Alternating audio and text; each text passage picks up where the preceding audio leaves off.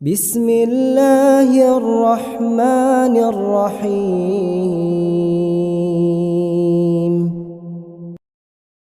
എന്നത് അത് പുറത്തേക്ക് കാണാൻ പ്രയാസമാകാം. എന്നാൽ പെണ്ണുങ്ങളുടെ കരുണ അത് ഒഴുകുകയാണ്. ആ സ്നേഹം തലോടൽ ഒരു വീടിൻ്റെ മുറ്റത്ത് കയറുമ്പോൾ തന്നെ നമുക്കറിയാൻ കഴിയും. ആ വീട്ടുകാർ മക്കളോട് കാണിക്കുന്ന, വീട്ടിലുള്ളവരോട് വരുന്നവരോട് കാണിക്കുന്ന സ്നേഹം, ഈ സ്നേഹം ഇങ്ങനെ വാരിക്കോരി കൊടുക്കാൻ കഴിയുന്നത് പെണ്ണുങ്ങൾക്ക് കഴിയും, പുരുഷന്മാർക്ക് കഴിയില്ല. ആണും പെണ്ണും ഒന്നാണെന്ന് വിചാരിച്ച് കുറേ സിന്ധാബാധ വിളിച്ചാൽ ഒന്നാവോ? ആണും പെണ്ണും ഒന്ന്, അവിടെ അങ്ങനെ രണ്ടെണ്ണമൊന്നും ഇല്ല, ഒന്നാണ്. ഓക്കെ, എന്നിട്ടോ ഒന്നുമില്ല. വേറെ അതിനെപ്പറ്റി ഞാൻ എന്താ അപ്പുറം പറയാനുള്ളത്? ആണും പെണ്ണും ഒന്ന്, അവിടെ ജെൻഡർ ഈക്വാലിറ്റി വേണം, ന്യൂട്രാലിറ്റി വേണം എന്നൊക്കെ പറഞ്ഞാൽ എന്താ അതുകൊണ്ട് ഉദ്ദേശിക്കുന്നത് മനസ്സിലാവുന്നില്ല. ആണും പെണ്ണും അള്ളാഹുവിൻ്റെ കണക്കിൽ ഒരുപോലെയാണ്. രണ്ടാളും വ്യത്യസ്തരാണ്. രണ്ടാൾക്കും രണ്ട് ധർമ്മമാണ് നിർവഹിക്കാനുള്ളത്. രണ്ടാൾക്കും രണ്ട് ഡ്യൂട്ടിയാണ്. അത് സ്വാപ്പ് ചെയ്യരുത്. പുരുഷന്റെ ഡ്യൂട്ടി പെണ്ണും, പെണ്ണിന്റെ ഡ്യൂട്ടി പുരുഷനും ചെയ്യാൻ തുടങ്ങിയാൽ കുടുംബം തകരും. നമ്മുടെ മക്കൾ വഴിയാധാരമാകും. നമ്മുടെ മക്കൾക്ക് നന്മ പറഞ്ഞു കൊടുക്കാൻ ആരുണ്ടാവില്ല. രണ്ടാളും ജോലിക്ക് പോയിട്ട് ശമ്പളം മേടിച്ചു കൊണ്ടുവന്ന് അവരെങ്ങനെ ഇരുന്ന് ഭക്ഷണം കഴിച്ച് ജീവിക്കുമെന്നതിലപ്പുറം മക്കൾ, അടുത്ത തലമുറ നഷ്ടപ്പെട്ടു പോകും. അതുകൊണ്ട് പറയുന്നത്, ഒരു പെണ്ണ് ഒരു വീടിൻ്റെ നേതാവാണ്. ഇതല്ലേ പുണ്യനബി പറഞ്ഞത്? അതിലെന്തെങ്കിലും വല്ല കുഴപ്പമുണ്ടോ? ഒരു പെണ്ണൊരു വീടിൻ്റെ സയ്യിദത്തു ബൈതിഹാ വൽ മർഅതു സയ്യിദത്തു ബൈതിഹാ. ഒരു പെണ്ണ് വീടിൻ്റെ നേതാവാണ്. അർറജുലു സയ്യിദു അഹ്ലിഹി. ഒരു പുരുഷൻ ഒരു കുടുംബത്തിൻ്റെ നേതാവാണ്. ആ വീട് നന്നാകുമ്പോഴാണ് ആ കുടുംബം നന്നാകുന്നത്. അപ്പോഴും പുരുഷന്റെ പണി നടക്കണമെങ്കിൽ പെണ്ണിന്റെ ഡ്യൂട്ടി അവിടെ നടക്കണം. അപ്പോഴേ പുരുഷന്റെ നേതൃത്വം അവിടെ ശരിയാവുള്ളൂ. ഇങ്ങനെ രണ്ട് ധർമ്മങ്ങൾ നിർവഹിക്കാനാണ് നമ്മൾ വന്നത് ഇവിടെ. ആണും പെണ്ണും അള്ളാഹു നിശ്ചയിച്ചത്. ആദം നബിയെയും അവർക്ക് ഭാര്യയായ ഹവ്വാ എന്ന ഉമ്മയെയും അള്ളാഹു ഹവ്വാ റളിയല്ലാഹു അൻഹയെ സൃഷ്ടിച്ചത് എന്നും പരിശുദ്ധ നബി തങ്ങൾ സ്വല്ലല്ലാഹു അലൈഹി വസല്ലം അവിടുന്ന് പറയുമായിരുന്നു, പെണ്ണുങ്ങൾ ശരീരബലം, കായബലം, മസിലുകൾ ഉണ്ടാവില്ല ആണുങ്ങളെ പോലെ. പക്ഷെ ആണുങ്ങൾ ഭയങ്കര കരുത്തുള്ളവരായിരിക്കും. പെണ്ണുങ്ങൾ മനസ്സുകൊണ്ട് കരുത്തുള്ളവരാ നമ്മളെക്കാളും. നമ്മൾ ശരീരം കൊണ്ട് കരുത്തുള്ളവർ. വ്യത്യാസമുള്ളവരുണ്ട് കേട്ടോ. പുരുഷന്മാരെക്കൊള്ളൊക്കെ നല്ല മസിലുള്ള ആരോഗ്യമുള്ള ജിം ചെയ്യുന്ന പെണ്ണുങ്ങളുണ്ട്. പിന്നെ പെണ്ണുങ്ങളുടെ അത്ര പോലും ആരോഗ്യമില്ലാത്ത ആണുങ്ങളുണ്ട്. പക്ഷേ ജനറലി സ്പീക്കിംഗ്, നമ്മളൊരു സ്റ്റീരിയോ ടൈപ്പ് എന്ന് പറയല്ല, മൊത്തത്തിൽ പറയുമ്പോൾ മൊത്തത്തിൽ പുരുഷന്മാർ സ്ത്രീകളെക്കാളും ആരോഗ്യത്തിൽ വ്യത്യസ്തരാണ്. ശരീരാരോഗ്യം. പെണ്ണുങ്ങൾ മാനസിക ആരോഗ്യത്തിൽ നമ്മളെക്കാളും മുമ്പിലാണവർ. ഒരുപാട് നന്മകൾ അപ്പുറത്തുണ്ട്, ഒരുപാട് നന്മകൾ ഇപ്പുറത്തുമുണ്ട്. ഈ രണ്ട് നന്മകളും ഒരുമിച്ച് ചേരുമ്പോഴാണ് ഒരു വീട് സന്തുഷ്ടമാകുന്നത്. ആ ഒരു രീതിയിലാണ് ഇസ്ലാം. ഞാൻ നിങ്ങളെ വളരെ ഗൗരവത്തോടുകൂടെ, വളരെ വിഷമമുണ്ടെങ്കിൽ തന്നെയും ഞാൻ നിങ്ങളെ ഏൽപ്പിക്കുകയാണ് രണ്ട് ദുർബലരായ വിഭാഗം ആളുകളെ. ശരീരം ദുർബലരാണവർ, എന്നാൽ അവരുടെ കാര്യം നിങ്ങൾ എന്ത് വില കൊടുത്തും നിങ്ങൾ അവരെ സംരക്ഷിക്കണമേ എന്ന് അല്ലാഹുവിൻ്റെ റസൂല് പറഞ്ഞ രണ്ട് വിഭാഗം ആരെന്നറിയുമോ?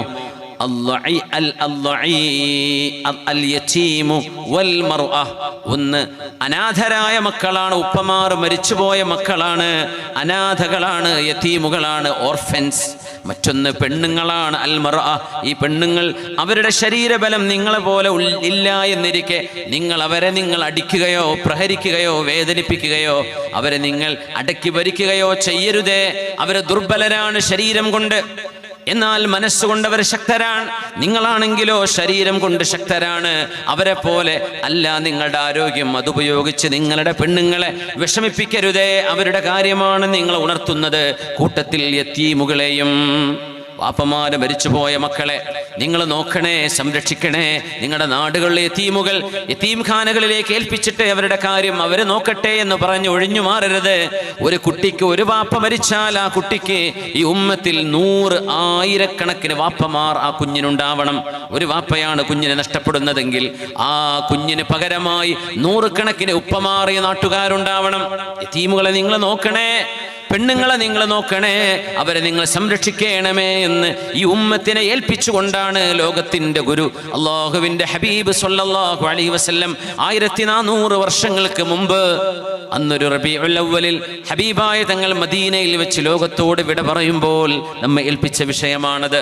അതുകൊണ്ട് മുഅ്മിനേ, സച്ചരിതരായ മഹദിമാർ, ഈ ഉമ്മത്തിന് വലിയ വലിയ സംഭാവനകൾ ചെയ്തവരെ നമ്മൾ ഓർക്കുകയാണ്. അഫ്ളലു നിസാഇ അഹ്ലിൽ ജന്ന ഖദീജ ഖദീജതു വഫാത്തിമ വമർയമു വആസിയ അഫ്ളലു നിസാഇൽ ജന്ന, സ്വർഗ്ഗത്തിലേക്ക് വരുന്ന പെണ്ണുങ്ങളിൽ ഏറ്റവും ശ്രേഷ്ഠരായവർ, സ്വർഗത്തിലേക്ക് വരുന്നവർ ഏറ്റവും ശ്രേഷ്ഠരായവർ എന്ന ഒരു ഹദീസ് ഞാൻ കണ്ടിട്ടില്ല, ഉണ്ടാവാം. പക്ഷേ പെണ്ണുങ്ങളിൽ ശ്രേഷ്ഠരായവർ എന്ന ഹദീസ് വളരെ പ്രസിദ്ധമാണ്. അഫ്ളലു നിസാഇ അഹ്ലിൽ ജന്ന, സ്വർഗവാസിനികളായ പെണ്ണുങ്ങളിൽ ഏറ്റവും അല്ലാഹു സ്ഥാനം കൊടുത്ത് ആദരിക്കുന്ന 4 പെണ്ണുങ്ങളുണ്ട്. ആരാണെന്നറിയുമോ? അതിലൊന്ന് ഹബീബിന്റെ പുണ്യനബി തങ്ങളുടെ ആദ്യ ഭാര്യയായിരുന്ന ഖദീജ റളിയല്ലാഹു അൻഹയാണ്. വഫാത്തിമ, ഹബീബിന്റെ മോളായ ഫാത്തിമ റളിയല്ലാഹു അൻഹയാണ്. മൂന്നാമത്തേത് ഈസ നബിയുടെ ഉമ്മയായ യേശുക്രിസ്തുവിന്റെ ഉമ്മ എന്ന് നമ്മുടെ ക്രിസ്തീയ സഹോദരങ്ങൾ പറയുന്ന യേശുക്രിസ്തു എന്ന് പറയുന്നത് ഈസ നബിയെയാണ്, ജീസസ് ക്രൈസ്റ്റ്. അതാണ് ഈസ പ്രവാചകൻ അലൈഹിസ്സലാം. മഹാനായ പ്രവാചകൻ ഈസാ നബിയുടെ ഉമ്മയായ മറിയം റളിയല്ലാഹു അൻഹ.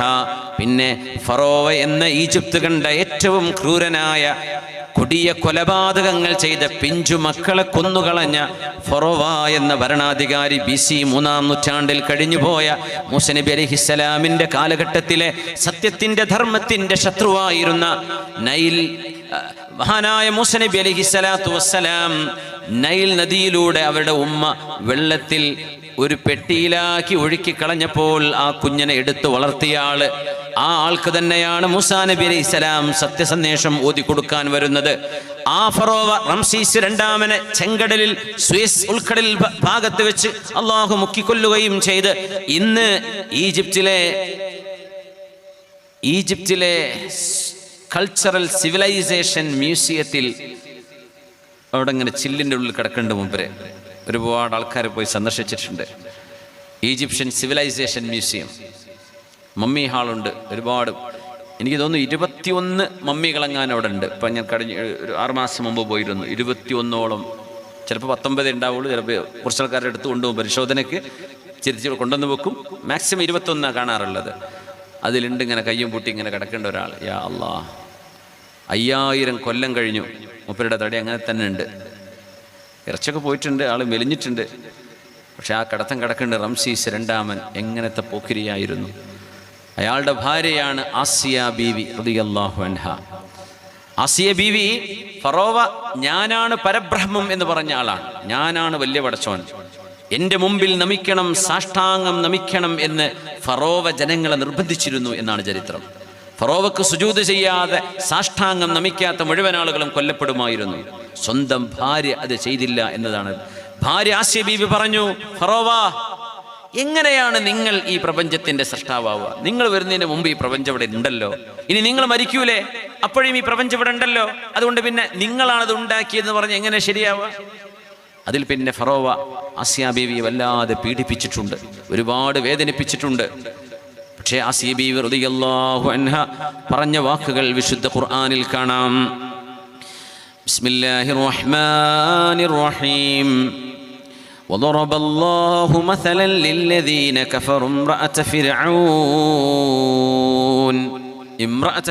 എന്ന് പറഞ്ഞാൽ ഫിർഔനിന്റെ ഭാര്യ. وضرب الله مثلا للذين آمنوا امرأة فرعون إذ قالت رب ابن لي عندك بيتا في الجنة ونجني من فرعون وعمله ونجني من القوم الظالمين ومريم ابنة عمران التي أحصنت فرجها فنفخنا فيه من روحنا وصدقت بكلمات ربها وكتبه وكانت من القانتين وضرب الله مثلا للذين آمنوا امرأة فرعون. സത്യവിശ്വാസികളുടെ ജീവിത വിജയത്തിന്റെ ഉദാഹരണം ആസിയ ബീവിയാണ്, ഫറോവയുടെ ഭാര്യയാണ്. ഇത് ഖാലത്ത്, ഫറോവ ചുട്ടുപഴുപ്പിച്ച കുന്തമുനകൾ ഉപയോഗിച്ച് ആസിയ ബീവിയുടെ ശരീരഭാഗങ്ങളിൽ കുത്തുകയും അവരെ വേദനിപ്പിക്കുകയും മുറിവാക്കുകയും ചെയ്ത് ചുട്ടുപൊള്ളുന്ന മണലിൽ കിടത്തി ആ മഹദിയെ ദാരുണമായി ഇഞ്ചിഞ്ചായി കൊന്നുകൊണ്ടിരിക്കുമ്പോഴും ആ മഹദി പറഞ്ഞ വാക്ക് റബ്ബി ബിനി ലീ ഇൻദക ബൈതൻ ഫിൽ ജന്ന, അല്ലാഹുവേ നിന്റെ സ്വർഗ്ഗലോകത്തൊരു വീട് എനിക്ക് തരണമേ. ഫറോവയുടെ കൊട്ടാരത്തിൽ നിന്ന് അയാൾ എന്നെ പുറന്തള്ളിയിരിക്കുകയാണ്. പച്ചമണലിലാണ് ഞാൻ കിടക്കുന്നത്. ഈ സൂര്യന്റെ നട്ടുച്ച നേരത്തെ ചൂടുള്ള പഴുത്ത കല്ലുകളിൽ മഹദിയെ കിടത്തിയിട്ട് ആ ശരീരത്തിലേക്ക് മൂർച്ചയുള്ള കുന്തം അതിന്റെ അഗ്രഭാഗം പഴുപ്പിച്ചിട്ടാണ് മഹദി റളിയല്ലാഹു അൻഹയെ ഫറോവ എന്ന ഭരണാധികാരി സ്വന്തം ഭാര്യ അല്ലാഹുവിൽ വിശ്വസിച്ചതിന്റെ പേരിൽ ആ പെണ്ണിനെ, ആ മഹദിയെ അയാൾ ശിക്ഷിച്ചത്. അപ്പോഴും പെണ്ണ് പറഞ്ഞ മറുപടി ഈമാനിന്റെ ഏറ്റവും അതിശക്തമായ അടിപതറാത്ത വിശ്വാസത്തിന്റെ ഏറ്റവും വലിയ പ്രതീകമാണത്. അല്ലാഹുവേ ഈ ലോകത്ത് നിന്ന് ഞാൻ കണ്ണു ചിമ്മും, ഇവിടെ നിന്ന് ഞാൻ മരിക്കും, വേദന കൊണ്ടാണെങ്കിലും അല്ലെങ്കിലും എൻ്റെ ആയുസ് തീർന്നു പോകുന്ന ലോകമാണിത്. എന്നാൽ നിന്നെ കാണാൻ വരുന്ന അന്ത്യനാളിൽ എനിക്ക് അല്ലാഹുവേ നീ ഒരു സ്വർഗം നൽകുകയാണെങ്കിൽ ആ സ്വർഗം എന്ന് മഹദി ചോദിച്ചപ്പോഴും ഒരു കാര്യം അതിനോട് ചേർത്ത് വെച്ചു, ഇൻദക നിന്റെ ചാരത്ത്, അല്ലാഹുവേ നിന്നെ കാണാൻ കഴിയുന്നിടത്ത്. അങ്ങനെയാണ് സ്വർഗലോകങ്ങളിൽ ഉന്നതമായ സ്വർഗത്തിന്റെ പ്രത്യേകത. വമിൻഹും മൻ യറല്ലാഹ മർറതൈനി ഫിൽ യൗം, ഒരു ദിവസം അല്ലാഹുവിനെ 2 തവണ കാണാൻ ഭാഗ്യമുള്ളവരുണ്ട്. സ്വർഗത്തിന്റെ ചില ലെവലുകൾ അങ്ങനെയാണ്. ചിലയിടങ്ങളിൽ അല്ലാഹുവിനെ ആഴ്ചയിൽ ഒരിക്കൽ കാണും, മാസത്തിൽ ഒരിക്കൽ കാണും, വർഷത്തിൽ ഒരിക്കൽ കാണും. എന്നാൽ നിരന്തരം അല്ലാഹുവിന്റെ സാമീപ്യം അറിയാൻ കഴിയുന്ന ഒരിടത്ത് റബ്ബേ നീ എനിക്കൊരു വീട് പണിതു തരേണമേ എന്ന് അല്ലാഹുവിനോട് പ്രാർത്ഥിച്ച ആസിയ ബീവിയാണ് വിശ്വാസിനികളുടെ ഉദാഹരണം. മുഅ്മിനീങ്ങളുടെ ഉദാഹരണം പറഞ്ഞതൊക്കെ പെണ്ണുങ്ങളെയാണ്. അതാണ് അത്ഭുതം. ഈമാനിന്റെ അടയാളം പറഞ്ഞത് പെണ്ണുങ്ങളെ, ആണുങ്ങളെയല്ല. എന്തൊരു സിറാണ് റബ്ബേ അതിൽ കിടക്കുന്ന രഹസ്യം നോക്കണേ. إذ قالت رب ابن لي عندك بيتا في الجنة ونجني من فرعون وعمله ونجني من القوم الظالمين. ഫറോവയിൽ നിന്ന്, അവന്റെ അക്രമികളായ പോലീസുകാരിൽ നിന്ന് എന്നെ രക്ഷിക്കണമേ, എനിക്ക് സ്വർഗലോകത്തൊരു വീട് തരയണമേ എന്ന് BC 3000 ഇവിടെ നിന്ന് നമ്മുടെ കാലഘട്ടത്തിൽ നിന്ന് 5000 കൊല്ലങ്ങൾക്ക് മുമ്പ് ഈജിപ്തിൽ വെച്ച് മരണപ്പെട്ട, ദാരുണമായി കൊല്ലപ്പെട്ട ഷഹീദത്താണ്, രക്തസാക്ഷിയാണ് മഹദി ആസിയ ബീവി. അവര് നിങ്ങൾക്ക് ഉദാഹരണമാണ് എന്ന് ഖുർആൻ പറഞ്ഞിട്ട് അടുത്ത് പറയുന്ന ആളാരാണെന്നറിയുമോ? ഈസ നബിയുടെ ഉമ്മയാണ്, യേശുക്രിസ്തുവിന്റെ ഉമ്മ. ഈസാ നബിയുടെ ഉമ്മയായ മേരി, മറിയം അലൈഹിസ്സലാം. വമറിയം ബിനത ഇമ്രാൻ, ഇമ്രാനിന്റെ മകൾ മറിയമാണ് അടുത്ത ഉദാഹരണം.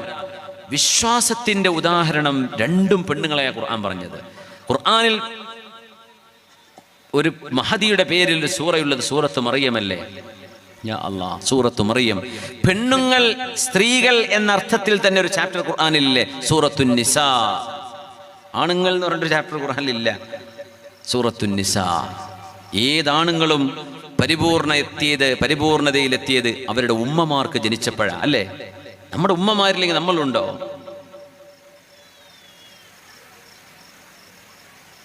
നജാഷി രാജാവിൻ്റെ കൊട്ടാരത്തിൻ്റെ ആ ഒരു രംഗം നിങ്ങൾ ആലോചിക്കുക.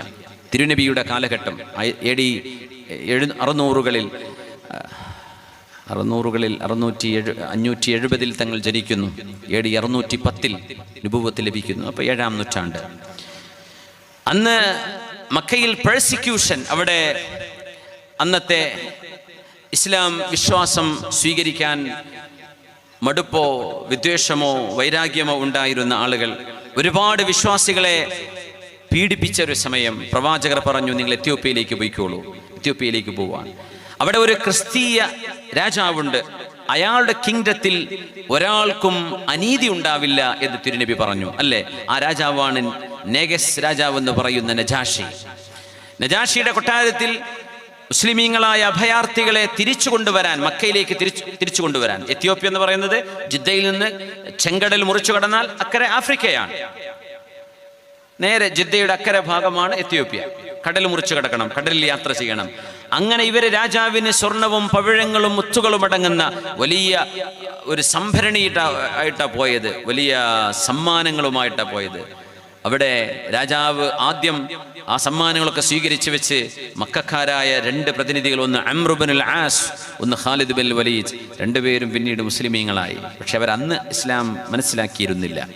രാജാവുമായി സംസാരിച്ചപ്പോ ജഅഫർ ഇബ്നു അബീ ത്വാലിബ് റളിയല്ലാഹു അൻഹു ഒരു പ്രഭാഷണം നടത്തിയിട്ടുണ്ട് അവിടെ രാജാവിന്റെ മുമ്പിൽ. ആ പ്രഭാഷണം കേട്ടപ്പോഴാണ് രാജാവ് മൈൻഡ് മാറിയത്.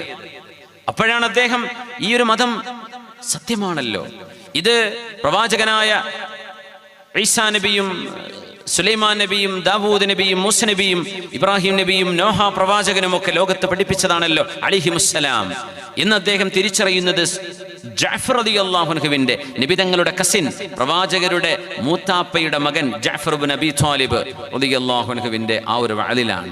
അതിനിടയ്ക്ക് ജഅഫർ എന്നവരെ പറഞ്ഞു, മുഹമ്മദ് നബി ഞങ്ങളെ പഠിപ്പിച്ചത് ആണുങ്ങളും പെണ്ണുങ്ങളും ഒരു ചീർപ്പിന്റെ പല്ലുകൾ പോലെ ഒരുപോലെയാണ്.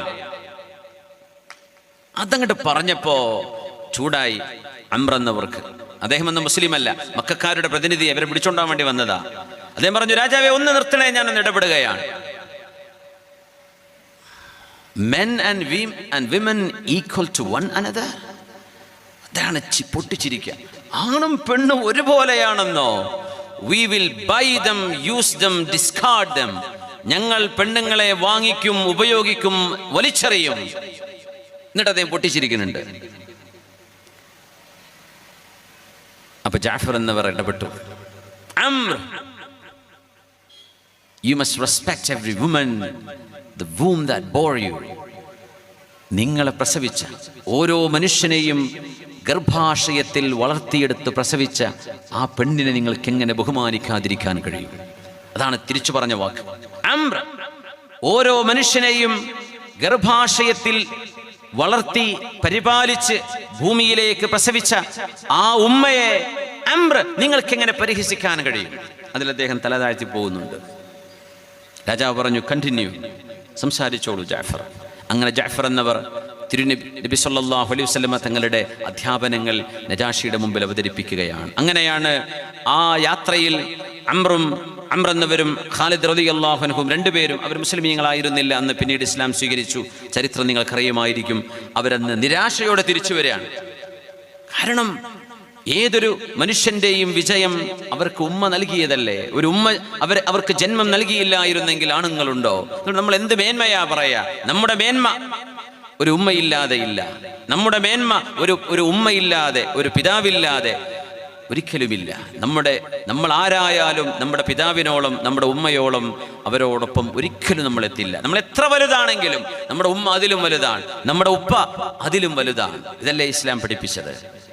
ആ ഉമ്മയുടെ കാലിന്റെ ചുവട്ടിൽ സ്വർഗമാണ്. സഹോദരിമാർ, ഗർഭിണികളായ പെണ്ണുങ്ങളുണ്ടാവും ഇവിടെ നമ്മുടെ നാട്ടിലൊക്കെ. അവർക്കൊക്കെ അല്ലാഹു സുഖപ്രസവം നൽകട്ടെ, അവർക്ക് സുഖപ്രസവം നൽകട്ടെ. ഞാൻ ഇന്നലെ ഒരു സ്ഥലത്ത് സൂചിപ്പിച്ചു, സുഖപ്രസവം എന്ന് പറയുമ്പോഴും നമ്മൾ പറയുമ്പോൾ, ആ വാക്ക് പറയുമ്പോൾ അത് സുഖത്തിലല്ല പ്രസവിക്കുന്നത്. അവർക്ക് നല്ല വേദന ഉണ്ട്, നല്ല വിഷമുണ്ട്. സിസേറിയൻ അല്ലെങ്കിൽ നമ്മൾ പറയും സുഖപ്രസവമാണ് അല്ലേ? പക്ഷേ എത്ര സുഖമുണ്ടെന്ന് ഓരോ ചോദിച്ചാലേ മനസ്സിലാവുള്ളൂ. അത്രയും വേദനയിലാണ് അവർ പ്രസവിക്കുന്നത്. ആ പ്രസവിക്കുന്ന വേദന, സഹോദരിമാരെ, നിങ്ങൾ അനുഭവിക്കുന്ന ആ വേദനയ്ക്ക് പകരം പടച്ച തമ്പുരാൻ പകരം നൽകിയത് എന്താണെന്നറിയോ? നിങ്ങളൊരു ഉമ്മയായി മാറിയിരിക്കുകയാണ്. നിങ്ങളുടെ കാലിന്റെ താഴെ സ്വർഗമാണെന്നല്ലേ അള്ളാഹു പറഞ്ഞത്? നിങ്ങളുടെ കാലിന്റെ താഴെ സ്വർഗം. എപ്പോ? നിങ്ങളൊരു ഉമ്മയായി മാറുന്നതോടുകൂടെ. പോരെ, പുരുഷന്റെ കാലിന്റെ താഴെ സ്വർഗം എന്ന് പറഞ്ഞിട്ടില്ല. വാപ്പ മോശക്കാരനായത് കൊണ്ടല്ലാതെ. അൽ വാലിദു ഔസതു അബ്വാബിൽ ജന്ന, father is A middle door of ജന്ന, ഓഫ് പാരഡൈസ്. സ്വർഗ്ഗത്തിന്റെ മധ്യവാതിലാണ് പിതാവ് എന്ന് പുണ്യ നബി സല്ലല്ലാഹു അലൈഹി വസല്ലം. ഇൻ ശിഅത, നിനക്ക് വേണമെങ്കിൽ നീ എടുത്തോ, അല്ലെങ്കിൽ ദയ്യഅത, വേണ്ടെങ്കിൽ നീ ഒഴിവാക്കിക്കോ. മധ്യവാതിൽ, മെയിൻ ഗേറ്റ് അതാണ്, ബാക്കിയൊക്കെ ചെറിയ ഗേറ്റ് ആണ്. സ്വർഗ്ഗത്തിന്റെ വലിയ വാതിൽ പിതാവാണ് എന്ന് പറഞ്ഞാൽ നിന്റെ ഉപ്പയോട് നീ കാണിക്കുന്ന സ്നേഹം നിനക്ക് സ്വർഗ്ഗത്തിന്റെ മെയിൻ ഗേറ്റിലൂടെ കടന്നു പോകാൻ നിനക്ക് യോഗ്യത തരും. ആയത്തിലേക്ക് തിരിച്ചു വരികയാണ്. ബിസ്മില്ലാഹിർ റഹ്മാനിർ റഹീം. ومريم ابنة عمران التي أحصنت فرجها. സത്യവിശ്വാസികളുടെ ഉദാഹരണം ഒന്ന് ആസിയ ബീവിയാണ്, ഫറോവയുടെ ഭാര്യയാണ്. രണ്ടാമത്തേത് യേശുക്രിസ്തുവിന്റെ ഈസാ നബി അലൈഹിസ്സലാമിന്റെ ഉമ്മയായ മറിയം ബീവിയാണ്. എന്താണ് മറിയം ബീവിയെ കുറിച്ച് പറഞ്ഞത്? അല്ലതീ അഹ്സനത് ഫർജഹാ, ആ ശരീരം കൊണ്ട് മറിയം ബീവി റളിയല്ലാഹു അൻഹാ വ്യഭിചാരം ചെയ്തിട്ടില്ല, ഒരിക്കലും വ്യഭിചാരം ചെയ്തിട്ടില്ല. മറിയം ബീവിക്ക് യേശുക്രിസ്തു എന്ന ഈസാ നബി എന്ന മകനുണ്ടാകുന്നത് മാലാഖയായ ജിബ്രീൽ അലൈഹിസ്സലാം ചരിത്രപ്രകാരം 14 വയസ്സ് അല്ലെങ്കിൽ 15-16 വയസ്സ് മറിയം ബീവിക്ക് പ്രായമായപ്പോൾ മാലാഖ റൂഹ് ഊതി കൊടുത്തതാണ് ഈസാ നബി അലൈഹിസ്സലാമിന്റെ ജന്മത്തിന് കാരണം എന്ന് പഠിപ്പിച്ചപ്പോൾ ജൂതന്മാർ ആരോപിച്ചു.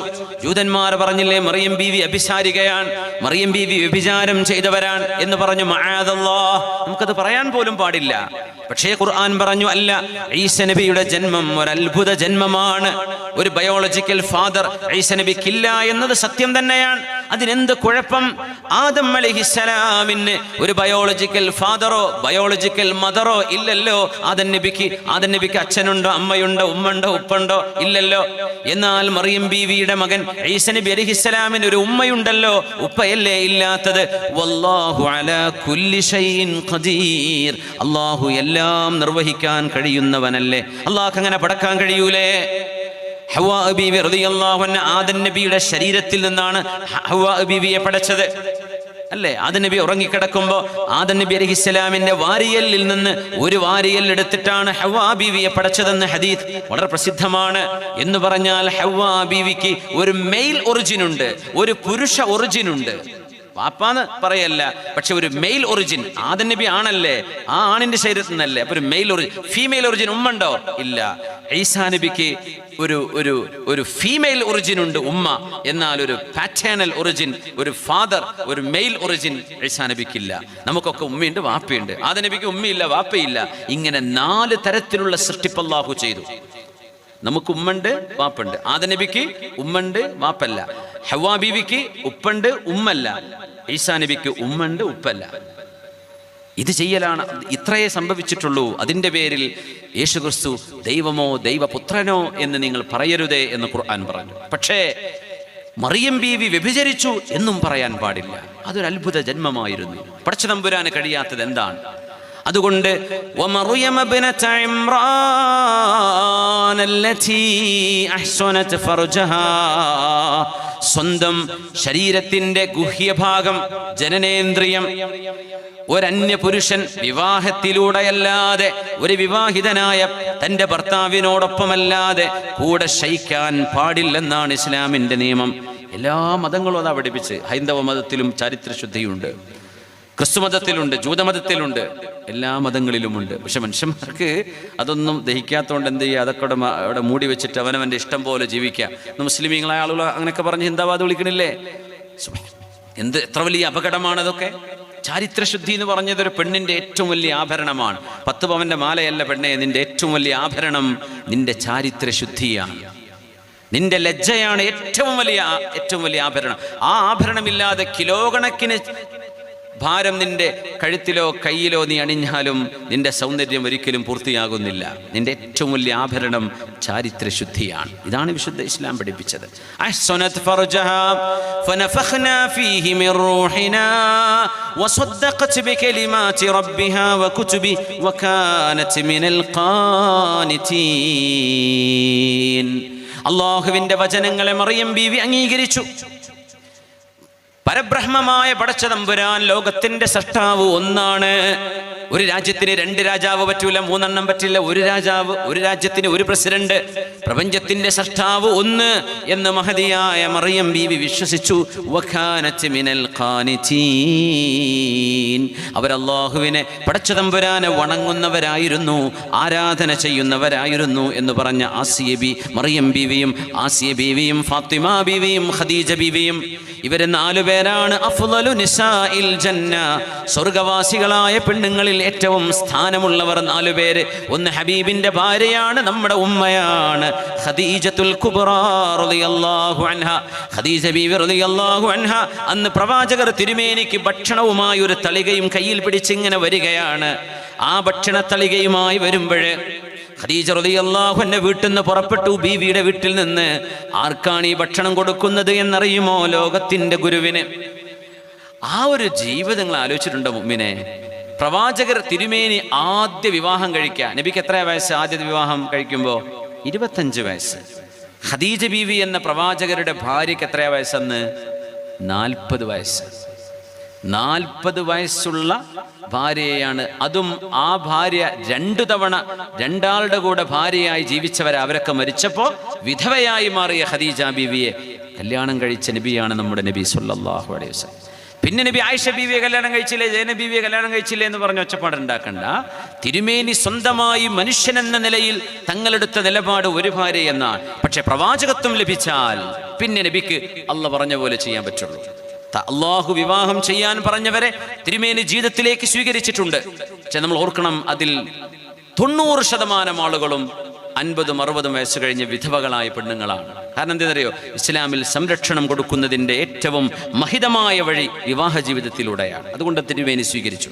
സൗദ ബീവിക്ക് 60 കഴിഞ്ഞു റളിയല്ലാഹു അൻഹ. അവർ പറഞ്ഞു, നബിയെ എന്നെ നിങ്ങൾ തൊലാഖ് ചൊല്ലി ഒഴിവാക്കുന്നോ എന്നുപോലും അവിടെ നിന്ന് ചർച്ചകൾ നടന്നു. എന്തേ? ഒരു പെണ്ണ് കെട്ടാനുള്ള പൂതിയാണ് തങ്ങൾക്കുണ്ടായിരുന്നതെങ്കിൽ യൗവനകാലത്ത് മക്കക്കാർ ഓഫർ ചെയ്തിരുന്നു, നിങ്ങൾക്ക് വേണ്ട പെണ്ണുങ്ങളെ ഞങ്ങൾ കല്യാണം കഴിച്ചു തരാം, നിങ്ങൾ ഇസ്ലാം പ്രബോധനം ചെയ്യുന്നത്, ഏകദൈവ വിശ്വാസം പറയുന്നത് ഒന്ന് നിർത്തിവെക്കുമോ എന്ന്. തങ്ങളതിന് സമ്മതിച്ചിട്ടുണ്ടോ? ഇല്ലല്ലോ. സൂര്യനെ എൻ്റെ വലത് കൈയിലും ചന്ദ്രനെ എൻ്റെ ഇടത് കൈയിൽ വെച്ച് തന്നാൽ പോലും I would not renounce my message which is from God. അള്ളാഹുവിൽ നിന്നുള്ള വിശ്വാസം ധാരയാണ് എനിക്ക് നൽകപ്പെട്ടത്. പടച്ചതമ്പുരാനാണ് എന്നെ അറിയിച്ചത്. ആ അറിയിപ്പ് ഞാൻ ഒരിക്കലും കൺസീൽ ചെയ്യാൻ ഉദ്ദേശിക്കുന്നില്ല, മറച്ചു പിടിക്കാൻ ഉദ്ദേശിക്കുന്നില്ല. എനിക്ക് പെണ്ണും വേണ്ട, രാജാധികാരവും വേണ്ട, പൈസയും വേണ്ട, എന്നെ നിങ്ങൾ നേതാവായി വാഴുകയും വേണ്ട. ഈ സത്യസന്ദേശം ഞാൻ നിങ്ങളെ കേൾപ്പിക്കുകയാണ്. നിങ്ങൾ ഒരു പൈസയും എനിക്ക് തരണ്ട. ഞാൻ നിങ്ങളിത് അറിയിക്കുക മാത്രമാണ്. നിങ്ങൾക്ക് വേണമെങ്കിൽ സ്വീകരിക്കാം, അല്ലെങ്കിൽ തിരസ്കരിക്കാം. ഇതാ തിരുമേനി പറഞ്ഞത് സല്ലല്ലാഹു അലൈഹി വസല്ലം. ഖദീജ ബീവിയാണ് ആദ്യത്തെ മുസ്ലിമത്ത് എന്ന് നമ്മൾ ഓർക്കണം. ലോകത്ത് പ്രവാചകർ തിരുമേനി സല്ലല്ലാഹു അലൈഹി വസല്ലം വഹയുമായി വരുമ്പോൾ ഹബീബിനെ ആദ്യമായി വിശ്വസിച്ചത് ഒരു പെണ്ണാണ്. ഇസ്ലാമിലെ ആദ്യത്തെ മെമ്പർഷിപ്പ് ഒരു പെണ്ണിനാണെന്ന് പറഞ്ഞാൽ അതന്നെയല്ലേ ഏറ്റവും വലിയ അഭിമാനം പെണ്ണുങ്ങൾക്ക്. ആദ്യത്തെ ഇസ്ലാമിലെ മെമ്പർഷിപ്പ് ആരാ? ഖദീജ ബീവിയാണ് റളിയല്ലാഹു അൻഹ. സിദ്ദീഖ് എന്നവര് പിന്നെയാണ്. ഖദീജ ബീവിയല്ലേ ആദ്യത്തെ മെമ്പർഷിപ്പ് റളിയല്ലാഹു അൻഹ. ആ ബീവിയെ നബി തങ്ങൾ വല്ലാതെ സ്നേഹിച്ചു സല്ലല്ലാഹു അലൈഹി വസല്ലം. തങ്ങളുടെ ഭാര്യയായ ഖദീജ ബീവി വഫാത്താകുന്നത് വരെ അള്ളാഹുവിന്റെ ഹബീബ് മറ്റൊരു വിവാഹം ചെയ്തില്ല. 65 വയസ്സ് കഴിഞ്ഞിട്ടാണ് ബീവി വഫാത്താകുന്നത്. 65 വയസ്സുള്ള ഒരു ഉമ്മയുടെ പ്രായം, ശരീരത്തിന്റെ അവസ്ഥ നിങ്ങളൊന്ന് ആലോചിച്ച് നോക്കി. 65 വയസ്സ് ഖദീജ ബീവിക്ക്. പുണ്യ നബി തങ്ങൾക്ക് 50 വയസ്സ്. അള്ളാഹുവിന്റെ ഹബീബ് സല്ലല്ലാഹു അലൈഹി വസല്ലമ തങ്ങൾക്ക് 53 വയസ്സ്. അങ്ങനെയാണെങ്കിൽ ഖദീജ റളിയല്ലാഹു അൻഹയ്ക്ക് 68 വയസ്സുണ്ടാകും. 68 വയസ്സ് പ്രായമുള്ള ഒരു ഉമ്മയുടെ, ഒരു മുത്തശ്ശിയുടെ പ്രായമെന്ന് തോന്നിക്കുന്ന ആ പ്രായത്തിലുള്ള തൻ്റെ ഭാര്യയാണ്, തങ്ങളുടെ ഭാര്യയാണ് റസൂലുള്ളാഹി സ്വല്ലല്ലാഹു അലൈഹി വസല്ലമ തങ്ങൾ സ്നേഹത്തോടെ പറയുമായിരുന്നത്, എൻ്റെ ഖദീജ, എൻ്റെ ഖദീജ കാനത്ത് കൈത വ കൈത, എൻ്റെ ഖദീജയെ പോലെ ഒരു നല്ല പെണ്ണുണ്ടാവില്ല. ഇതൊക്കെ പറഞ്ഞപ്പോൾ ആയിഷ ബീവി ചൂടായി പറഞ്ഞില്ലേ, എന്തിനാ നബിയെ നിങ്ങൾ ഈ പ്രായമുള്ളൊരു ഉമ്മൂമാന്റെ കഥ പറയണത്? ഞങ്ങൾ ചെറുപ്പക്കാരി പെണ്ണുങ്ങൾ ഇവിടെ ഇല്ലേ? എന്താ തിരുമേനിയുടെ മറുപടി എന്നറിയോ? സ്നേഹം മാംസനിബദ്ധമല്ല എന്ന് കുമാരനാശാൻ പാടിയ പോലെ, മാംസനിബദ്ധമല്ല രാഗം. സ്നേഹത്തിന് സമാധാനിപ്പിച്ചവളാണ്. വാക്കുകൊണ്ട്, അവരുടെ സമ്പത്ത് കൊണ്ട്, അവരുടെ ഉപദേശം കൊണ്ട്, അവരുടെ സ്നേഹത്തലോടൽ കൊണ്ട് എനിക്ക് സമാശ്വാസം നൽകിയവരാണവർ. നാട്ടുകാർ മുഴുവനും ഞാൻ നുണയാണ് പറയുന്നത് എന്ന് എന്നെ കളവാക്കിയപ്പോൾ ഞാൻ പറയുന്നത് സത്യമാണെന്ന് വിശ്വസിച്ചവരല്ലേ എൻ്റെ ഖദീജ. അങ്ങനെ ഖദീജ ബീവി റളിയല്ലാഹു അൻഹയെ കുറിച്ച് എന്തെങ്കിലും ഒരു നല്ല ഭക്ഷണം തിരുമേനിയുടെ വീട്ടിലേക്ക് വന്നാൽ ഉടനെ കൊടുത്തയക്കുന്ന ഖദീജയുടെ കൂട്ടുകാരികൾക്ക്. ബീവി ജീവിച്ചിരിപ്പില്ലല്ലോ. ഖദീജയുടെ കൂട്ടുകാരികൾ ഉണ്ടാകും റളിയല്ലാഹു അൻഹ. ആ കൂട്ടുകാരികൾക്ക് കൊടുക്കിനിത്. എന്ത് വന്നാലും ഖദീജ ബീവിയുടെ കൂട്ടുകാരികൾ കൊണ്ടുപോയി കൊടുക്കും. തങ്ങൾ പറയും, ഖദീജ ബീവിയുടെ സഹോദരി അള്ളാഹുവിന്റെ ഹബീബിനെ കാണാൻ വന്ന് സംസാരിച്ചപ്പോൾ ഹബീബായ നബി തങ്ങൾ ഇരുന്ന ഇരുത്തത്തിൽ നിന്ന് എഴുന്നേറ്റ് നിൽക്കുകയാണ്. ഹാലയാണോ വന്നത്? ഹാലയോ? എനിക്ക് ഹാല, നിങ്ങളുടെ സംസാരം കേട്ടപ്പോൾ എൻ്റെ ഖദീജയെ ഓർമ്മ വന്നു എന്ന് നബി തങ്ങൾ പറയുമ്പോൾ, ആ ഭാര്യ മരിച്ചതിന് ശേഷമാണ് നബി തങ്ങൾ മറ്റ് വിവാഹങ്ങളൊക്കെ ചെയ്തത് സല്ലല്ലാഹു അലൈഹി വസല്ലം. 70 വയസ്സിനോളം അടുക്കുന്ന പ്രായത്തിലാണ് സ്വന്തം ഭാര്യ മരിക്കുന്നത്. അന്ന് നബി തങ്ങൾക്ക് 15 വയസ്സ് കുറവാണ്. ആയിഷ ബീവിയുടെയും തിരുമേനിയുടെയും കല്യാണത്തിന്റെ കഥ പറഞ്ഞ് ഇങ്ങനെ പൊല്ലാപ്പ് കാണിക്കുന്ന ആളുകള് എന്താ ഖദീജ ബീവിന്റെ ചരിത്രം പറയാത്തത്? അതും പറയണ്ടേ, അത് വലിയ ചരിത്രമല്ലേ. ഞാൻ എപ്പോഴും ചോദിക്കുന്ന ചോദ്യം, ഖദീജ ബീവിക്ക് ജീവിതത്തിൽ ഒരിക്കലും ഒരു പരാതി ഉണ്ടായിട്ടില്ല. റസൂലുള്ളാഹിനെ കല്യാണം കഴിച്ചു എന്ന് അഭിമാനത്തോടെ പറഞ്ഞ പെണ്ണാണ്, മഹദിയാണ് ആയിഷ ബീവി റളിയല്ലാഹു അൻഹ. ഇപ്പൊ ഇരുന്നിട്ട് നമ്മളിങ്ങനെ കണക്ക് കൂട്ടിയിട്ട് പറയാം, ആ ബീവി അന്ന് കല്യാണം കഴിച്ചത് ചെറിയ വയസ്സിൽ കഴിച്ചില്ലേ. ആയിഷ ബീവിക്ക് ഇല്ലാത്ത പരാതി എന്തിനാ കൂട്ടരെ നിങ്ങൾക്ക്? ബീവിക്ക് പരാതി ഇല്ലല്ലോ. ബീവി നബി തങ്ങൾ വഫാത്തായി 40 കൊല്ലം വീണ്ടും ജീവിച്ചിട്ടാണ് മരിച്ചത്. അതിനിടയ്ക്ക് ഒരിക്കൽ പോലും എന്നെ ചെറുപ്പത്തിൽ കല്യാണം കഴിച്ചില്ല, എനിക്ക് വിഷമായി എന്ന് ബീവി പറഞ്ഞോ? ഇല്ലല്ലോ.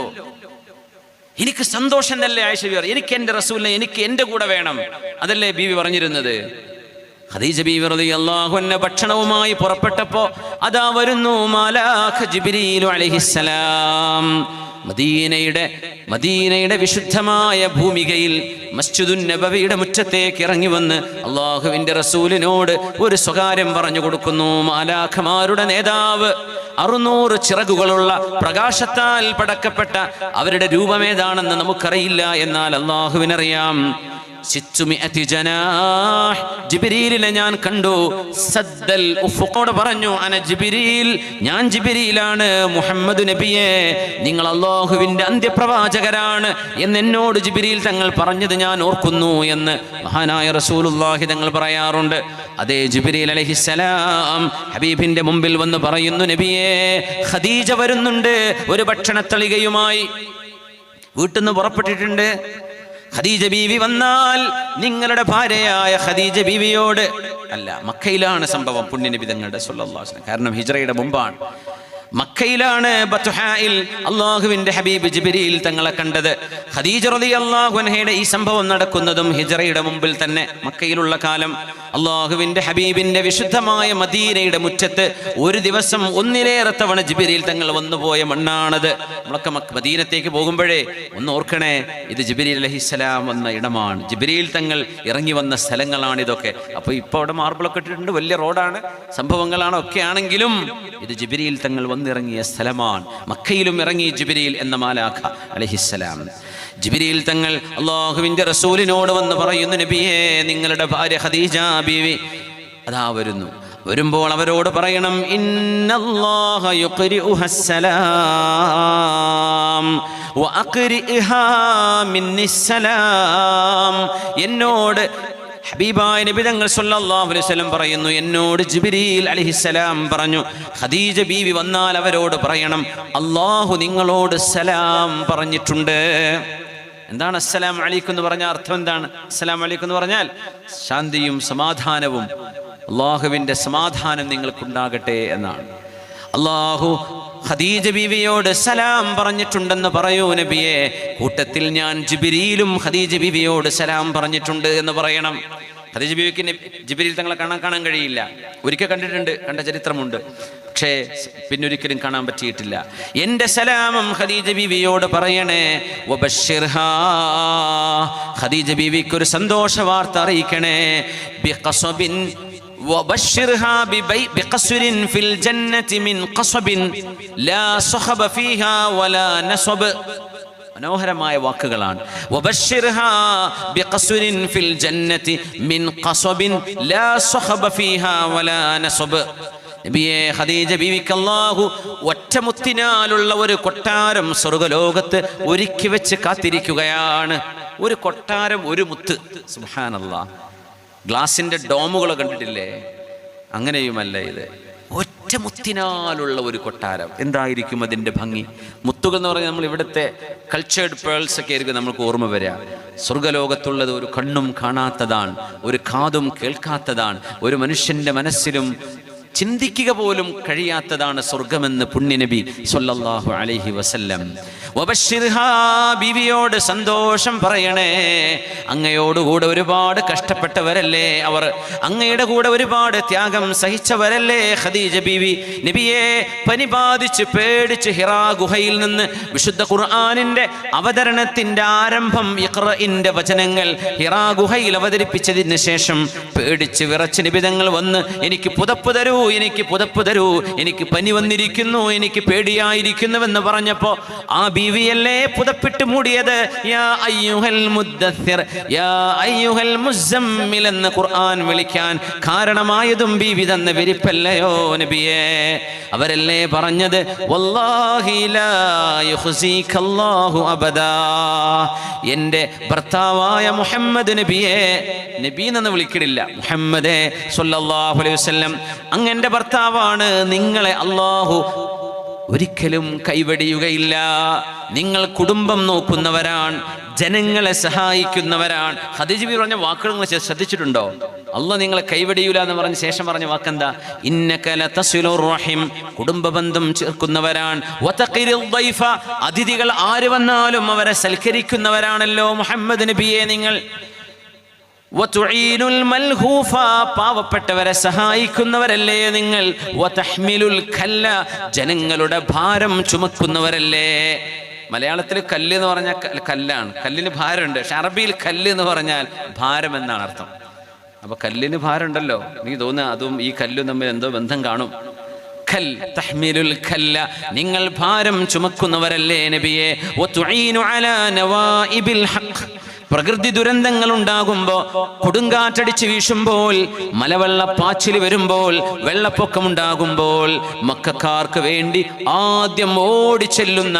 ഏറ്റവും ആദ്യം ഓടിച്ചെല്ലുന്ന പൊതുപ്രവർത്തകനല്ലയോ നബിയെ നിങ്ങൾ, മുഹമ്മദ് നബിയെ നിങ്ങൾ. അങ്ങനത്തെ നിങ്ങളെ അല്ലാഹു കൈവടിയുകയില്ല. ഈ ആശ്വാസത്തിന്റെ വാക്ക് പറഞ്ഞവരാണ് ഹബീബിന്റെ ഭാര്യയായ ഖദീജ റളിയല്ലാഹു അൻഹാ, നമ്മുടെ ഉമ്മയാണ്. ഇന്ന് മക്കയിലെ ജന്നത്തുൽ മുഅല്ലയിൽ അന്ത്യവിശ്രമം കൊള്ളുന്ന മഹദി റളിയല്ലാഹു തആല അൻഹാ. ആ മഹദിക്ക് അല്ലാഹുവിന്റെ സ്വർഗ്ഗലോകത്ത് അല്ലാഹു തആല ഒറ്റമുത്തിനാലുള്ള ഒരു കൊട്ടാരവും, ലാ സഖബ ഫീഹാ വലാ നസബ്, അവിടെ ക്ഷീണമുണ്ടാകില്ല ബീവി, അവിടെ ബഹളങ്ങൾ ഉണ്ടാവില്ല. ശാന്തമായി നിങ്ങൾക്ക് വിശ്രമിക്കാനും അനന്തമായ ഒരു ലോകത്തിന്റെ ആസ്വാദനങ്ങൾ അനുഭവിക്കാനും അല്ലാഹു നിങ്ങൾക്ക് ഒരു ഒറ്റമുത്തിനാലുള്ള കൊട്ടാരം ഒരുക്കി വെച്ചിരിക്കുന്നു എന്ന് ആരെ പറ്റിയാണോ ഹബീബ് പറഞ്ഞത്, ആ മഹദിയാണ് പെണ്ണുങ്ങളിൽ ഏറ്റവും ആദ്യമായി നബി തങ്ങൾ എടുത്തു പറഞ്ഞ അല്ലാഹുവിന്റെ റസൂലിന്റെ ഭാര്യമാരിൽ നബി തങ്ങൾ ഏറ്റവും സ്നേഹിച്ച, സ്വർഗ്ഗലോകത്ത് വരുന്ന പെണ്ണുങ്ങളുടെ നേതാവെന്ന് നബി തങ്ങൾ പറഞ്ഞ അഷ്റഫുൽ ഖൽഖിന്റെ ഭാര്യയായ ഖദീജ റളിയല്ലാഹു അൻഹാ. രണ്ടാം സ്ഥാനം ആരാണെന്നറിയുമോ? ഹബീബിന്റെ പ്രിയപ്പെട്ട മോളാണ് ഫാത്തിമത്തുസ് സഹ്റ ബതൂൽ, ഫാത്തിമ ബീവിയാണ് റളിയല്ലാഹു തആല അൻഹാ. ആ മോളാണ് കൈകൾക്ക് മുറിവുകൾ ഉണ്ടായി, വീട്ടുവേല ചെയ്ത് ജോലി ചെയ്ത് ഗ്രൈൻഡറിന്റെ ആസുകല്ല് എന്നാ പറയാ. നമ്മൾ കാസർഗോഡൊക്കെ അങ്ങനെ പറയാറുണ്ട്, ആസുകല്ല് അല്ലേ, നല്ല കരിങ്കല്ല് കൊണ്ട് ചെത്തി ഉണ്ടാക്കുന്ന ആസുകൽ. അന്നത്തെ ഗ്രൈൻഡറാണ്, പഴയ കാലത്തെ ഗ്രൈൻഡർ. ആ കൈ കൊണ്ട് ഉരച്ച് കൈകളിൽ മുറിവുകൾ വന്ന്, വ്രണങ്ങൾ വന്ന്, രണ്ട് കൈകളും മുറിവായി നിൽക്കുന്ന സമയം മഹദിയായ ഫാത്തിമ റളിയല്ലാഹു തആല അൻഹയുടെ പ്രിയപ്പെട്ട ഭർത്താവ് അലി റളിയല്ലാഹു തആല അൻഹു ആണെങ്കിലോ ജനങ്ങൾക്ക് വെള്ളം കോരി കൊണ്ടുപോയി കൊടുത്ത് അതിന് കിട്ടുന്ന കാശ് കൊണ്ടാണ് ഭക്ഷണം വാങ്ങിക്കാറ്. അങ്ങനെ ഊരവേദന കൊണ്ട് പുളയുകയാണ് അലി റളിയല്ലാഹു അൻഹു. നബിയേ, ഹുനൈൻ കഴിഞ്ഞല്ലോ, ഹുനൈൻ യുദ്ധം. അവിടെ നിന്ന് കിട്ടിയ അടിമപ്പെണ്ണുങ്ങളിൽ ആരെയെങ്കിലും ഒരാളെ എനിക്ക് സഹായത്തിന് അങ്ങ് നൽകുമോ നബിയേ എന്ന് ഹബീബായ നബി തങ്ങളോട് വന്ന് ചോദിച്ചപ്പോ പുണ്യ നബി തങ്ങൾ ആ മോളോടാണ് പറഞ്ഞത്, മോളെ ഫാത്തിമ, ഇവിടെ കാണുന്ന ഈ അടിമ പെണ്ണുങ്ങളും അടിമകളും ഇത് ഈ ഉമ്മത്തിന്റെ മുതലാണ് മോളെ. പ്രവാചകന്റെ മോൾക്ക് ഉപയോഗിക്കാനോ സ്വീകരിക്കാനോ വീട്ടിൽ കൊണ്ടുപോകാനോ ഉള്ളവരല്ല മോളെ. അതിനേക്കാളും ഖൈർ ഞാൻ പറഞ്ഞു തരാം, ഉപ്പയായ ഞാൻ, നിങ്ങൾക്കത് പൊരുത്തമാവില്ലേ? മതി ഉപ്പ, അങ്ങേക്ക് എന്താണോ ഇഷ്ടം?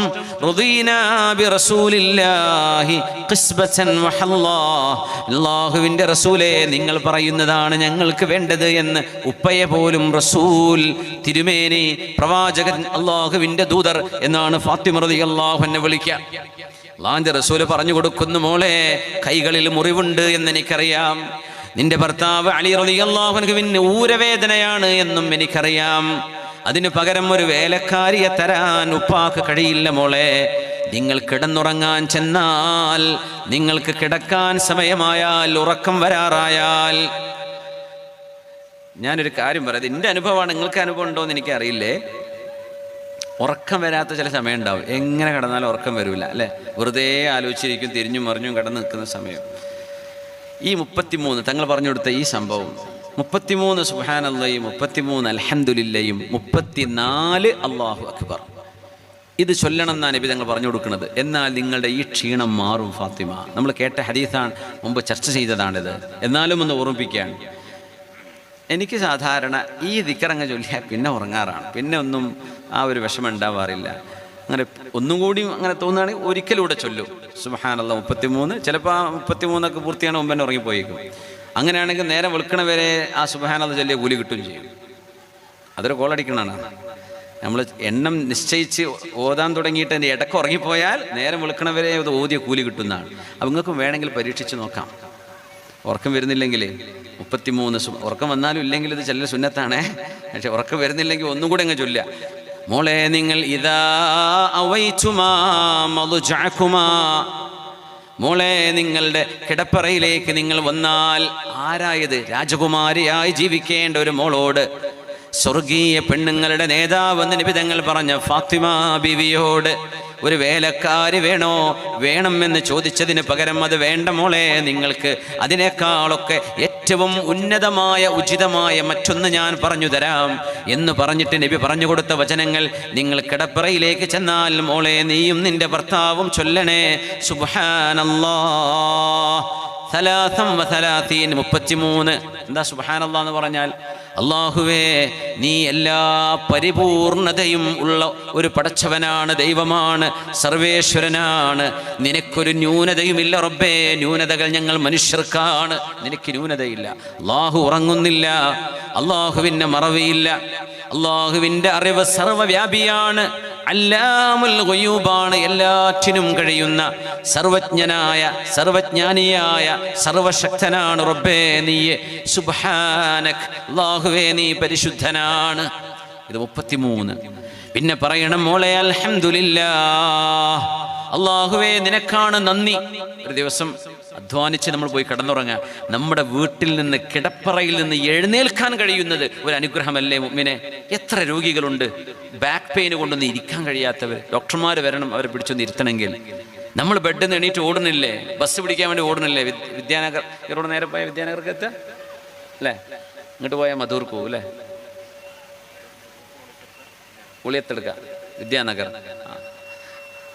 അപ്പോൾ ഹൈവേ ഒന്നും കണ്ടിട്ട് തിരിയില്ല കേട്ടോ, ഒരു അഡ്രസ്സും കിട്ടില്ല. എവിടെയാണ് തിരിയേണ്ടത്, എവിടെയാണ് മറിയേണ്ടത്?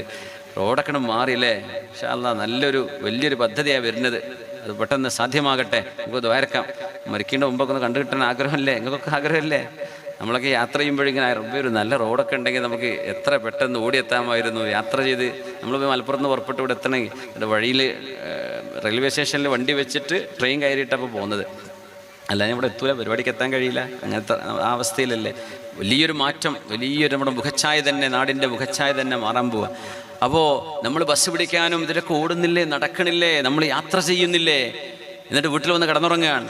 ആ ഒരു സമയം നമ്മൾ അള്ളാഹുവിനോട് എത്ര നന്ദി പറയണം. അന്ന് ഭക്ഷണം കഴിച്ചൂലേ? ഇന്നിപ്പോൾ ഭക്ഷണം കഴിക്കാത്ത ആൾക്കാരുണ്ടാവില്ല. എല്ലാവരും ഒരല്പമെങ്കിലും വിശപ്പടക്കാവുന്ന ഭക്ഷണം എല്ലാവരും ആര് കഴിച്ചു?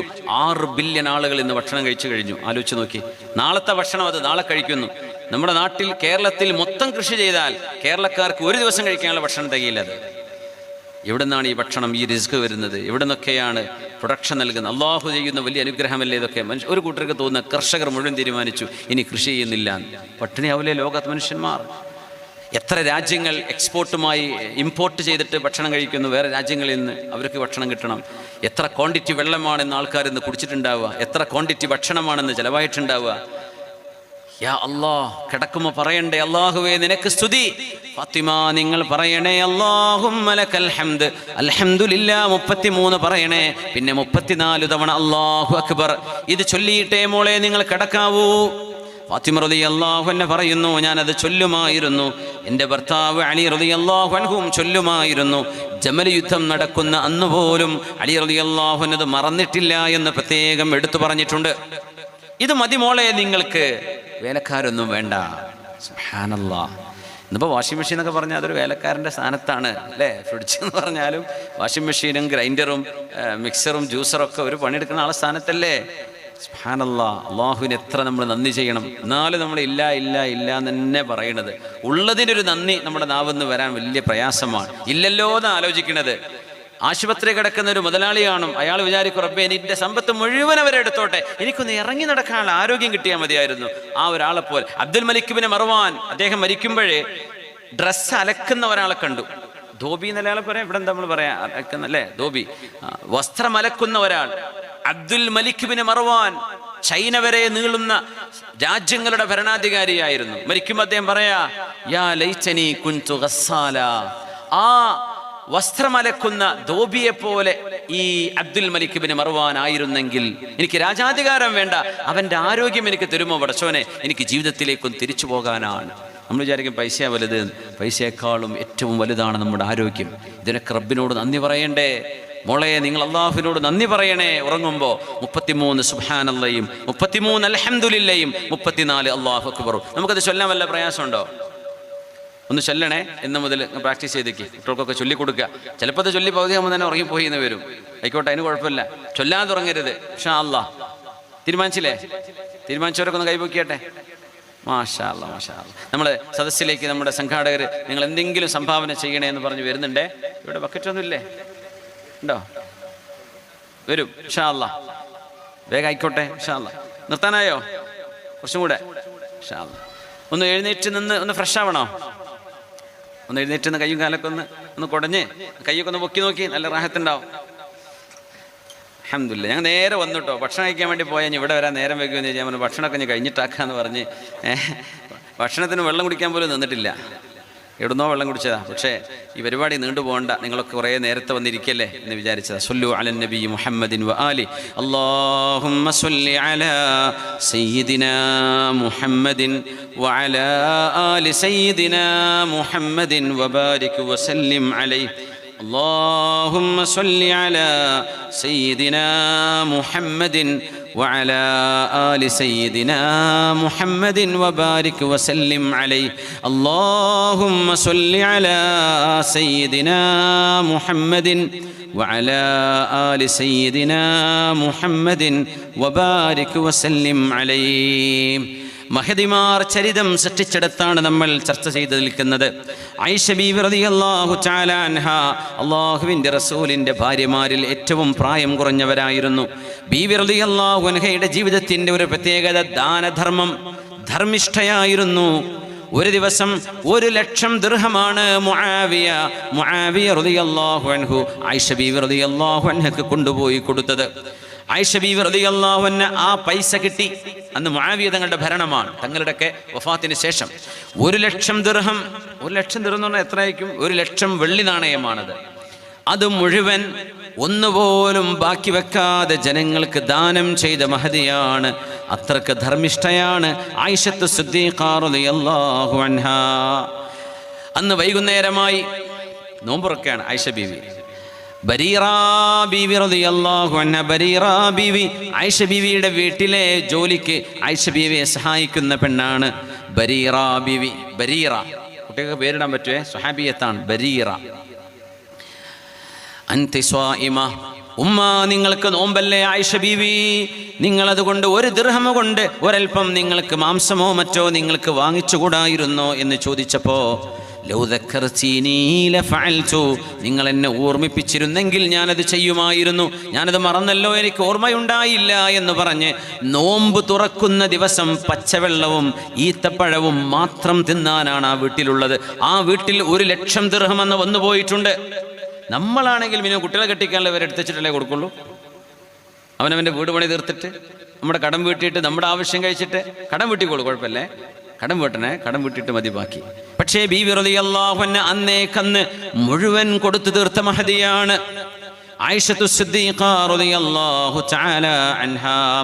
ഉമ്മു ദർറ എന്നൊരു മഹദിയുണ്ട്. ആ മഹദി ആയിഷ റളിയല്ലാഹു അൻഹയുടെ വീട്ടിൽ എപ്പോഴും പോകാറുള്ള മഹദിയാണ്. ഉമ്മു ദർറ ബീവി പറയുന്നുണ്ട്, അബ്ദുല്ലാഹി ഇബ്നു സുബൈർ റളിയല്ലാഹു അൻഹു 2 വലിയ ചാക്കിൽ 1,80,000 ദിർഹം ആയിഷ ബീവി റളിയല്ലാഹു അൻഹക്ക് സമ്മാനമായി നബി തങ്ങളുടെ ഭാര്യയല്ല, ഉമ്മുൽ മുഅ്മിനീനല്ല, ഉമ്മയാണ്. അബ്ദുല്ലാഹി ഇബ്നു സുബൈർ എന്നവർ ആയിഷ ബീവി റളിയല്ലാഹു അൻഹയെ ഉമ്മ എന്നാ വിളിക്കുക. ആയിഷ ബീവിയെ ആണെങ്കിലോ ഉമ്മു അബ്ദില്ല, അബ്ദുല്ലാന്റെ ഉമ്മ എന്ന് അറിയപ്പെടുക. ബീവിക്ക് മക്കളില്ല, പക്ഷെ ജ്യേഷ്ഠത്തിന്റെ മോനാണ് അബ്ദുല്ലാഹി ഇബ്നു സുബൈർ. അവരുടെ പേരിൽ ആയിഷ ബീവി അറിയപ്പെടുക. അബ്ദുല്ലാന്റെ ഉമ്മ ശരിക്കും ആരാണ്? അസ്മാ ബീവിയാണ്. പക്ഷേ ആയിഷ ബീവിയുടെ പേര് അങ്ങനെ, കാരണം ബീവിക്കും വലിയ ഇഷ്ടമായിരുന്നു അബ്ദുല്ലാഹി ഇബ്നു സുബൈർ എന്നവരെ. 1,80,000 ദിർഹം, ഭയങ്കര സംഖ്യയല്ലേ അതൊക്കെ. ഇന്ന് കിട്ടിയ എത്രയാണ് അതൊക്കെ? 40-50 ലക്ഷം ഉണ്ടാവും. 1,80,000 ദിർഹം ഒരു ദിവസം. മഹദി റളിയല്ലാഹു അൻഹു അന്ന് നോമ്പ് നോറ്റിരിക്കുന്ന ദിവസമാണ്. ജനങ്ങൾക്ക് എല്ലാവർക്കും ഓഹരി വെച്ച് വീതിച്ചു കൊടുക്കുന്നു. വൈകുന്നേരമായപ്പോൾ ആയിഷ ബീവിയുടെ കയ്യിൽ അതിൽ നിന്ന് 1 ദിർഹം പോലും കയ്യിലില്ല എന്ന് ഉമ്മു ദർറാ റളിയല്ലാഹു അൻഹ. ഇതാണ് ആയിഷ ബീവി റളിയല്ലാഹു അൻഹ. ആയിഷ ബീവിന്റെ കൊച്ചുനാളത്തെ വിവാഹത്തെക്കുറിച്ച് പറയുന്നവരെ ബീവിയുടെ ഈ ഒരു ജീവിതം കണ്ടിട്ടുണ്ടാവില്ല. ആയിഷത്തു റളിയല്ലാഹു അൻഹ അന്ന് വൈകുന്നേരമായപ്പോ ഹലുമ്മി ഫുതൂരി, വീട്ടിൽ ജോലി ചെയ്യുന്ന പെണ്ണിനോട്, പെണ്ണേ എൻ്റെ നോമ്പ് തുറക്കാനുള്ള ഭക്ഷണം കൊണ്ടുവരൂ എന്ന് പറഞ്ഞപ്പോ ആ മഹദി കൊണ്ടുവന്നത് ബിഖുബ്സിൻ വസൈത്തിൻ, ഈ ഒരൽപ്പം റൊട്ടിയും പിന്നെ ഒലീവിൻ്റെ എണ്ണയുമാണ്. അത്രേ ഭക്ഷണമുള്ളൂ, ഒലീവിൻ്റെ ഓയിലും ഒരു റൊട്ടിയും. അത് കഴിക്കുകയാണ്. അപ്പോഴാണ് ഉമ്മു ദർറ ബീവി ഇവിടെ ഉണ്ട്. ബീവി ചോദിച്ചു, ആയിഷ ബീവി, ഇന്ന് നിങ്ങൾ വിതരണം ചെയ്ത 1,80,000 ദിർഹമിൽ നിന്ന് 1 ദിർഹം നിങ്ങൾക്ക് എടുത്തു വെച്ചുകൂടായിരുന്നോ ഈ നോമ്പ് തുറക്കാൻ, ഒരു നല്ല ഭക്ഷണം കഴിക്കാൻ? ബീവി പറഞ്ഞു, ഉമ്മു ദർറാ, നിങ്ങൾ എന്നെ ചീത്ത പറയല്ലിൻ, എന്നെ ഞാൻ ചെയ്തത് മോശമാണെന്ന് പറയല്ലിൻ. ഞാനത് അള്ളാഹുവിന് നൽകി കഴിഞ്ഞല്ലോ. അങ്ങനെ വേണമെങ്കിൽ നിങ്ങൾക്ക് എന്നെ ഓർമ്മിപ്പിച്ചുകൂടായിരുന്നോ? ആ മഹദിയാണ് നമ്മുടെ ഉമ്മയായ അല്ലാഹുവിൻ്റെ റസൂലിൻ്റെ പ്രിയപ്പെട്ട ഭാര്യയായ ഉമ്മുൽ മുഅ്മിനീൻ ആയിഷത്തു സിദ്ദീഖ റളിയല്ലാഹു അൻഹ. നബി തങ്ങളുടെ മറ്റൊരു ഭാര്യയാണ് സൈനബ് ബിൻതു ജഹ്ഷ് റളിയല്ലാഹു അൻഹ. ഇതുപോലെ നബി തങ്ങളുടെ അതേ സ്വഭാവമുണ്ടായിരുന്ന ആയിഷ ബീവി പറയുമായിരുന്നു, എന്നോട് മത്സരിക്കാനും കടപിടിക്കാനും പോന്ന നബിയുടെ ഭാര്യമാരിൽപ്പെട്ട ഒരു പെണ്ണുണ്ടെങ്കിൽ അത് മറ്റാരുമല്ല, സൈനബ് ബീവിയാണ്, സൈനബ് ബിൻതു ജഹ്ഷ് റളിയല്ലാഹു അൻഹ. കാനത് ഇംറഅതൻ സ്വന്നാഅതൻ, ബീവി റളിയല്ലാഹു അൻഹ കൈകൊണ്ട് എന്തെങ്കിലും ഉണ്ടാക്കി അത് വിൽക്കുന്നവരായിരുന്നു. ആ വിറ്റിട്ട് കിട്ടുന്ന പൈസ കൊണ്ട് ജീവിക്കുന്നവരാണ്. അതുകൊണ്ട് പെണ്ണുങ്ങൾ എന്തെങ്കിലും ഒരു കൈത്തൊഴിൽ പഠിക്കുന്നത് മോശമല്ല, അവർ പഠിക്കണമെന്നാണ്. ഒരു തൊഴിൽ പഠിക്കുക. സൈനബ് ബിൻത് ജഹ്ഷ് റളിയല്ലാഹു അൻഹ കൈത്തൊഴിൽ ചെയ്ത് ജീവിച്ചവരാണ്. മഹദി റളിയല്ലാഹു അൻഹ ആ തൊഴിൽ ചെയ്ത് ജീവിച്ച് വിൽക്കുന്ന സാധനങ്ങളുടെ വില കൊണ്ടാണ്, പൈസ കൊണ്ടാണ് ദാനധർമ്മം ചെയ്തിരുന്നത്. വലം അറഖത്തു ഖൈറൻ ഫിദ്ദീനി മിൻ സൈനബ്, സൈനബിനോളം ദീനുള്ള, അച്ചടക്കമുള്ള, അല്ലാഹുവിനെ ഭയമുള്ള, അത്ഖാലില്ലാഹി വഅസ്ദഖ ഹദീഥ, സത്യം മാത്രം പറയുന്ന പെണ്ണാണ് സൈനബ് ബിവി. വഔസല ലിർറഹിമി, കുടുംബ ബന്ധങ്ങളെ ചേർത്തുന്നവരായിരുന്നു. വഅളമ സ്വദഖതൻ, ഒരുപാട് ദാനം ചെയ്യുന്നവരായിരുന്നു സൈനബ് ബീവി എന്ന് പറഞ്ഞതാരാ? ആയിഷ ബീവി റളിയല്ലാഹു അൻഹ. ഉമ്മമാരെ, സഹോദരിമാരെ, സഹോദരങ്ങളെ, അവരാണ് നമ്മുടെ മുമ്പിൽ കഴിഞ്ഞുപോയവർ. ഉലൈക ആബായി ഫജ്ഇനി ബിമിസ്ലിഹിം ഇദാ ജമഅത്നാ യാ ജരീറുൽ മജാമിഉ. കഴിഞ്ഞ കാലത്ത് കഴിഞ്ഞുപോയവരുടെ മഹത്വം പറഞ്ഞ് മേന്മ നടിക്കുകയാണെങ്കിൽ നമ്മുടെ മുമ്പ് കഴിഞ്ഞുപോയ നമ്മുടെ മഹദിമാർ അവർ അല്ലാഹുവിനെ ഭയപ്പെട്ടവരാണ്, കുടുംബ ബന്ധം ചേർത്തിയവരാണ്, ദാനധർമ്മം ചെയ്തവരാണ്, സത്യം മാത്രം പറഞ്ഞവരാണ്. സൈനബ് ബിൻതു ജഹ്ഷ് റളിയല്ലാഹു തആല അൻഹ, അവർക്ക് പൈസ വേണ്ടിയിരുന്നില്ല.